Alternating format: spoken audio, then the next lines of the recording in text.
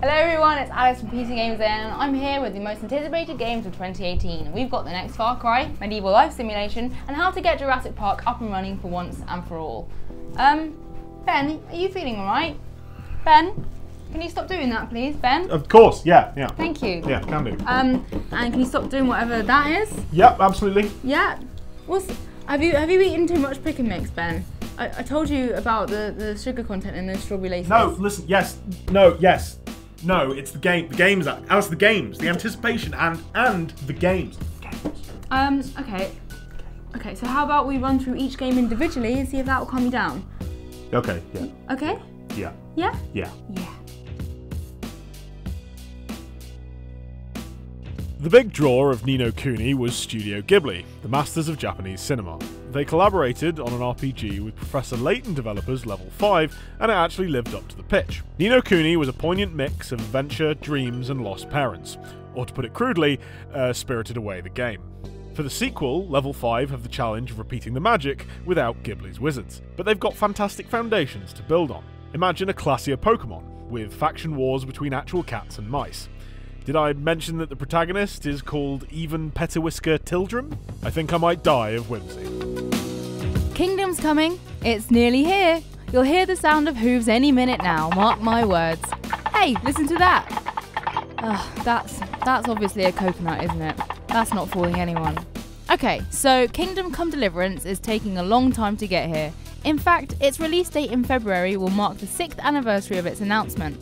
But hey, at least it's getting released.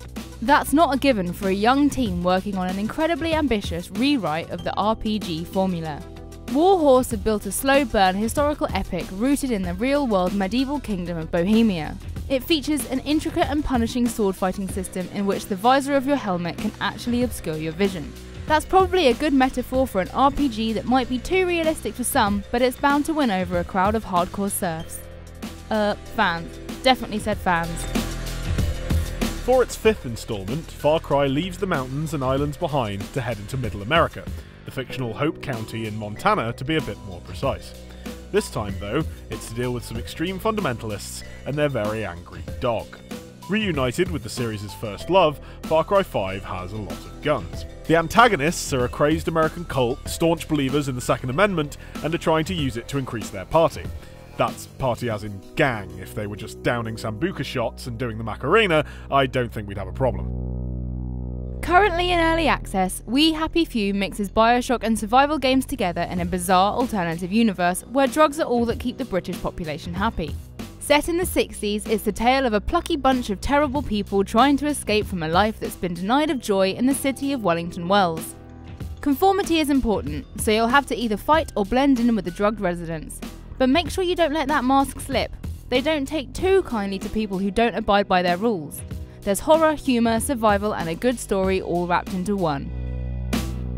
The idea of a Jurassic Park management sim has been alive for well over a decade, first coming to fruition in Operation Genesis. That's a bit old though. Who better to bring Richard Attenborough's dream of a dangerously irresponsible attraction hurtling into the modern age than Frontier? They've already done the Dynaless version with Planet Coaster, but in Jurassic World Evolution, the rides will sit alongside research facilities. Now, where can I hire some scientists so preoccupied with whether or not they can, they won't stop to think if they should?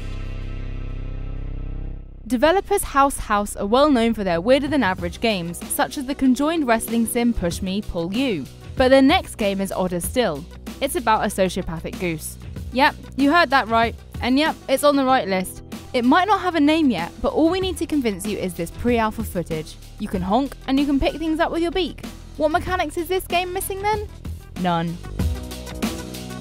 Bioware's next big project is trying to combine their sharp storytelling and beautiful art with the MMO nature of Destiny. It also lets you pretty much be Iron Man, so there's that. Anthem is perhaps best described as a science fantasy game, with the studio's general manager drawing comparisons to Star Wars and the Marvel Universe. It's set on a planet dominated by huge creatures. Humanity have separated themselves from these monsters by hiding behind a structure known as the Wall. Imaginative naming. The vibe is very much a sci-fi spin on Attack on Titan, but with power armour instead of omnidirectional harnesses. Everyone understands a jetpack, don't they? You don't forget their first bout of bloaty head. Developer Oxymoron Games certainly haven't, and they're pretty unabashed about how similar their game Project Hospital is to Theme Hospital.